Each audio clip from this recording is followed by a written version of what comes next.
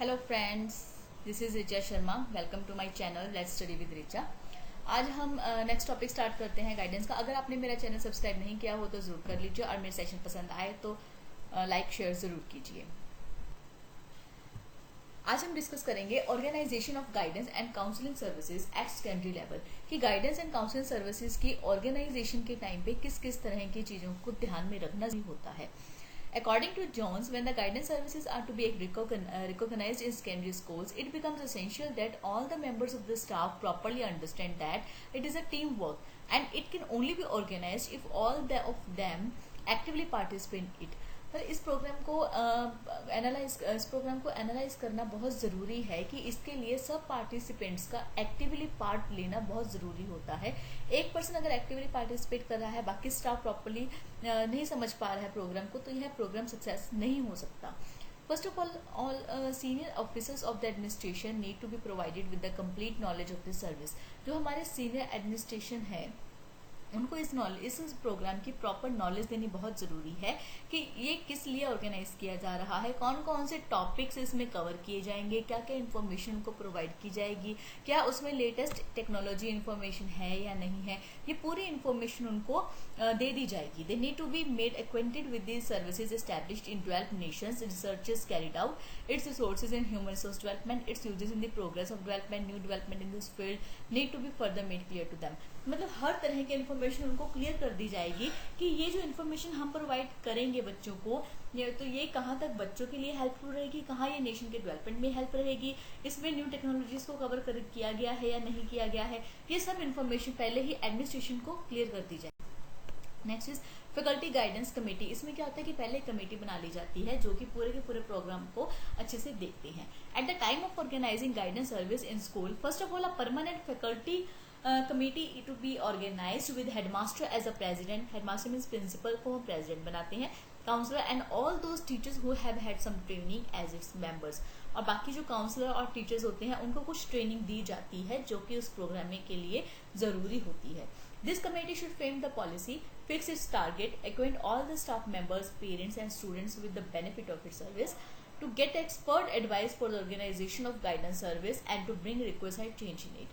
कि सबको इन्फॉर्मेशन दी जाती है कि ये प्रोग्राम क्यों शुरू किया जा रहा है, क्या इसके रीजंस हैं और कितने उनको स्टाफ मेंबर्स की या पेरेंट्स की इन्वॉल्वमेंट चाहिए ताकि स्टूडेंट्स को हर कंसेप्ट को क्लियर करवाया जा सके।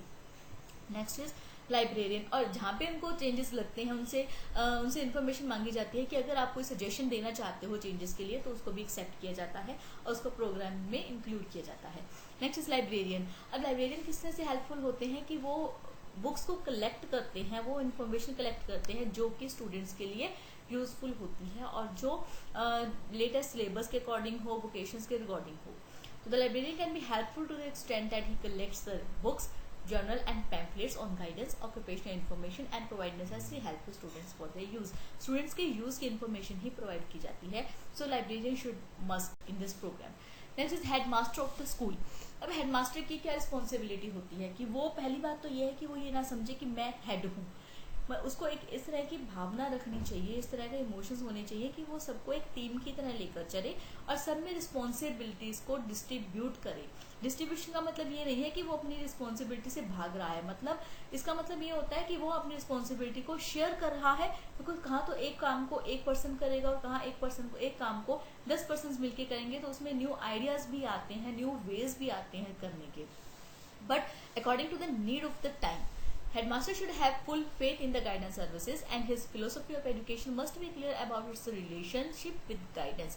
उसको ये चीज़ें क्लियर होनी चाहिए कि ये गाइडेंस प्रोग्राम किस तरह से बच्चों के लिए यूजफुल होगा और किस तरह से उसको अरेंज कराना है, किस टाइम पे ज़रूरत है। ऐसा नहीं है कि 6 मंथ्स में एक बार हो गई या 1 ईयर में एक बार कर दी तो सफिशिएंट है, it's not sufficient.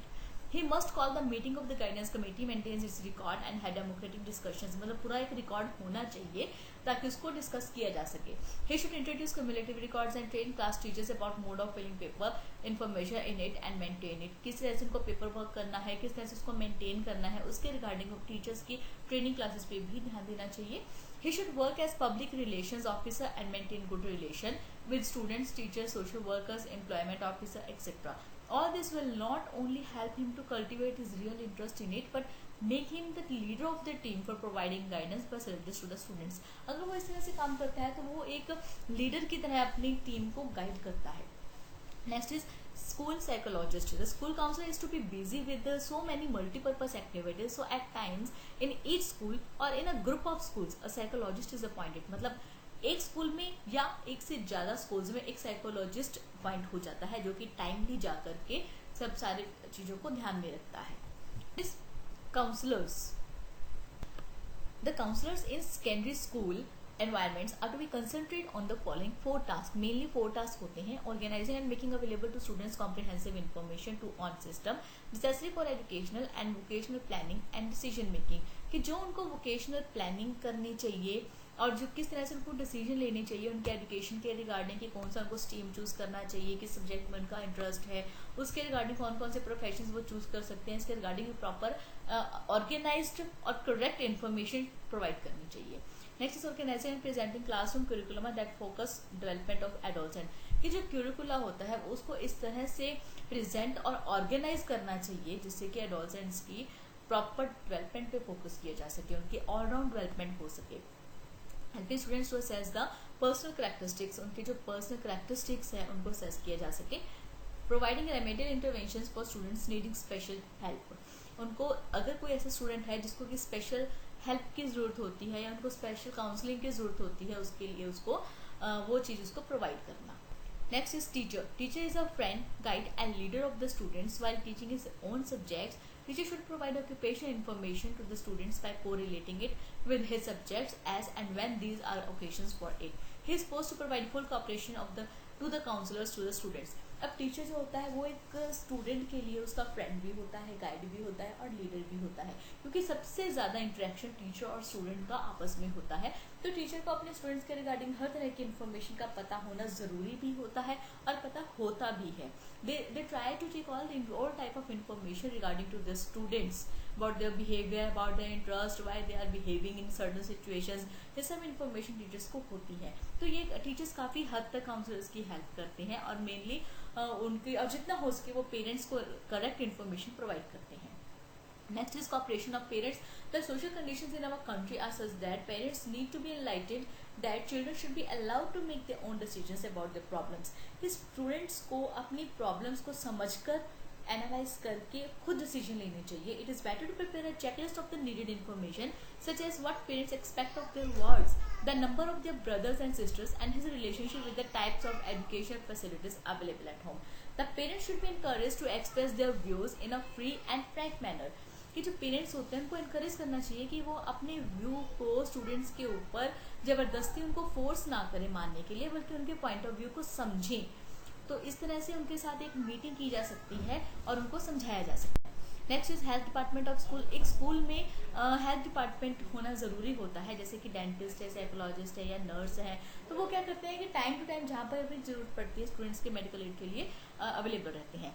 Next is cooperation of other organisation. In order to establish guidance programme on firm footing, it is essential to get the cooperation of guidance clinics, employment exchange, teachers parent associations, organization of industrialists, doctors, students union, religious and labor organizations। अब ये तो इनका तो arrangement हम school में proper कर सकते हैं और कुछ ऐसी ऑर्गेनाइजेशंस होती हैं जो हमारे स्कूल में नहीं होती बट इनको टाइमली बुलाया जाता है, स्कूल में एक प्रोग्राम किया जाता है ताकि उनके रिगार्डिंग इन्फॉर्मेशन दी जा सके, जैसे कि इंडस्ट्रियलिस्ट्स हो गए, डॉक्टर्स को कॉल किया जाता है, students union, religious and labour organisations. तो ताकि ये सब ऑर्गेनाइजेशन मिलके भी एक प्रोग्राम के थ्रू काफ़ी हद तक इन्फॉर्मेशन स्टूडेंट्स को दे सकते हैं, जो कि गाइडेंस एंड काउंसलिंग प्रोग्राम के लिए बहुत ही ज़्यादा हेल्पफुल हो सकती है। Next is conclusion. अब कंक्लूजन क्या निकलता है? देखो सेकेंडरी लेवल पे स्टूडेंट्स के ऊपर बहुत ही ज़्यादा प्रेशर होता है कि उनको एग्जाम्स पे भी अच्छा करना है, एक अच्छा सब्जेक्ट चूज करके उसके रिगार्डिंग एक अच्छे प्रोफेशन में जाना है, एक अच्छा सैलरी पैकेज चाहिए, तो वो काफ़ी बर्डन में होते हैं। तो उनके लिए गाइडेंस एंड काउंसलिंग प्रोग्राम बहुत ज़रूरी हो जाता है। So it becomes very important in these times because students are in a race so that they can win. There is thorough competition among the students to secure good marks in the exam and to select a bright future vocational option, and this leads to frustration among students. In such a scenario, the role of school guidance program is very much important to help the students in order to know their abilities, to come out of stress and to problems, and to lead them smoothly to pass the journey of education. Therefore, it is recommended that every school should have proper guidance unit, and its proper functioning should be there to help the students for their varied problems, which will help to enhance the overall quality of education. तो इस तरह की guidance programmes को organise करना बहुत ज़रूरी हो जाता है, ताकि स्टूडेंट्स को उनकी प्रॉब्लम्स को समझने और उनका सोल्यूशन निकालने में हेल्प हो सके। ये था हमारा टॉपिक। अगर आपको मेरा सेशन पसंद आया हो तो आप लाइक शेयर जरूर कीजिए, और अगर मेरे चैनल को आपने सब्सक्राइब ना किया हो तो प्लीज़ प्लीज़ प्लीज़ सब्सक्राइब जरूर कीजिए। आगे हम डिस्कस करेंगे techniques in guidance programme. So take care, bye bye.